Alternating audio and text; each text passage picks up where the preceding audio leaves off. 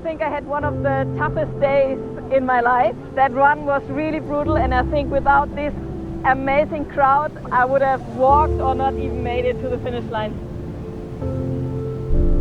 The weather showed us everything, from rain to fog to sunshine, wind. It got very, very humid, around 90% humidity. Ladies and gentlemen, make some noise for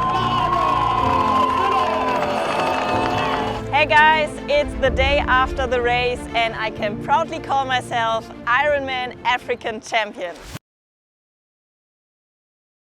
I'm very proud that I accomplished all the goals for this race.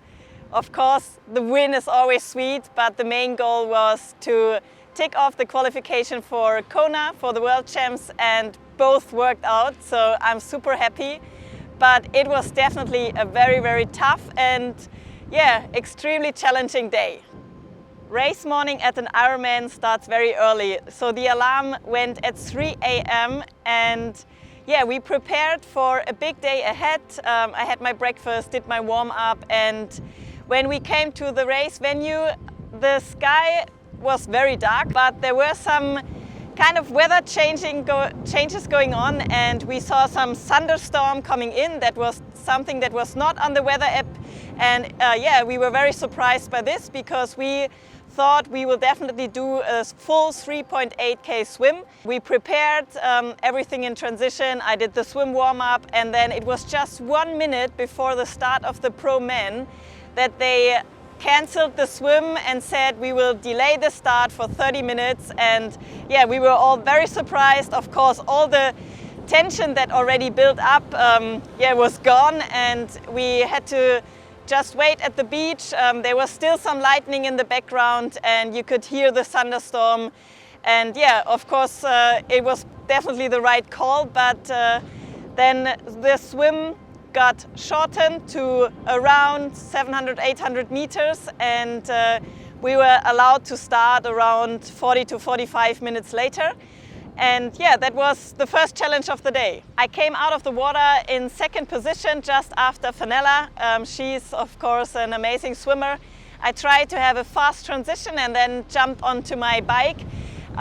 It was pouring rain, and also the sight on the road was very bad. It was foggy, it was raining. It was quite an adventure to head out on the first bike loop.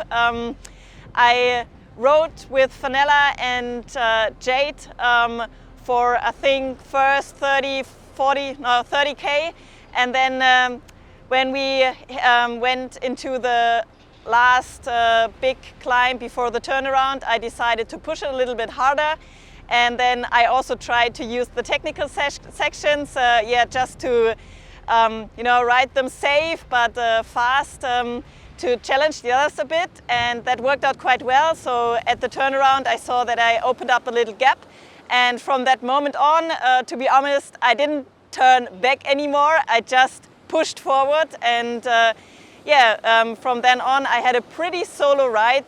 The weather showed us everything, so from rain to fog to sunshine, wind. It got very, very humid, around 90% humidity, so it really felt a bit like Kona, to be honest. And as I said in the pre-race video, this were definitely nothing I prepared for, so that was quite a challenge, and it was tough to stay hydrated during the bike. The roads are so bumpy that I think nearly half of the field lost their bike bottle holders or bottles. You could see everything out there. So I tried my best and stayed focused. Something that worked out really well was actually the saddle. 2 videos ago I told you about the saddle project with Ergon, and this saddle was so good. I think I never felt so comfy on my bike, and as a pro you have quite a challenging aero position, so I was proud of that. And I entered the bike in first place, had a pretty good bike split for this challenging course, and onto the marathon I went. The bumpy roads on the bike there were already pretty hard for the legs, so I jumped off the bike And you know, the first check of the legs when the feet hit the ground were like, oh, this is going to be a tough run.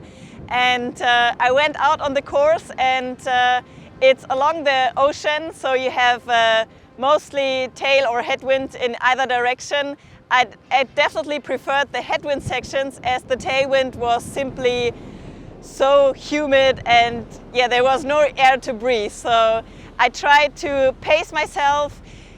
There were so many crazy people out on the road, and they cheered so brilliantly for me that it was definitely very tough to stay patient. I felt that it's going to be a tough marathon, and I really tried to hydrate as much as possible.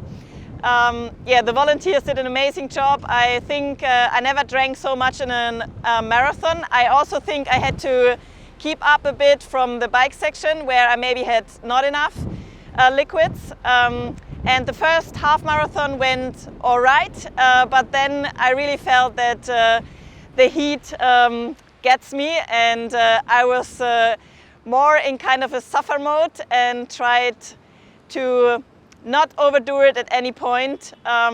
Philipp was out on the course giving me splits, and fortunate I had quite a gap, so there was no real pressure to actually risk something and blow up big time.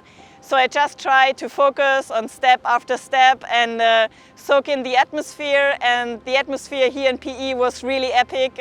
So thanks so much for everyone out there supporting us on this day. I think it was also quite a tough day for supporters out there, as the heat came kind of by surprise, I would say, especially the humidity, and it felt harder than Kona, to be honest. And I think this is for different reasons. One is it's so early in the year, and of course I have done zero heat preparation, so I think it just hit me that bit harder. But then also, of course, as I said in the pre-race video, my preparation has been very different, and I'm definitely not in my best shape. So considering all of this, I'm very proud of the performance that I was able to put together here. And I think it's the best way to start your season.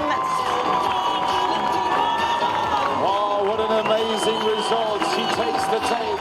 All the cameras for Laura Philipp.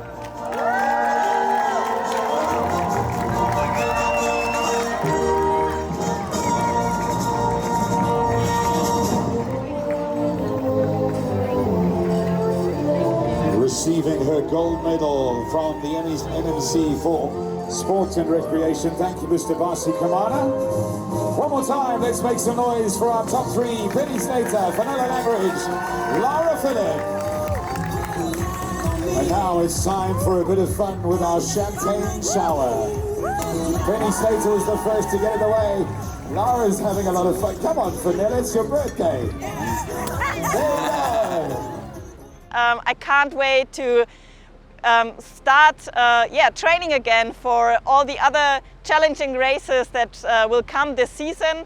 The next one will be the PTO European Championships in Ibiza, so I guess I should focus a bit on developing some speed over the next weeks, and that's definitely something I'm looking very much forward to. And thanks so much if you followed along from back home. I know there was not much of a live stream, but Philipp tried his best in my Instagram story, so give him a thumb up if you like that, so he will do it again. Thanks for watching this video and following along.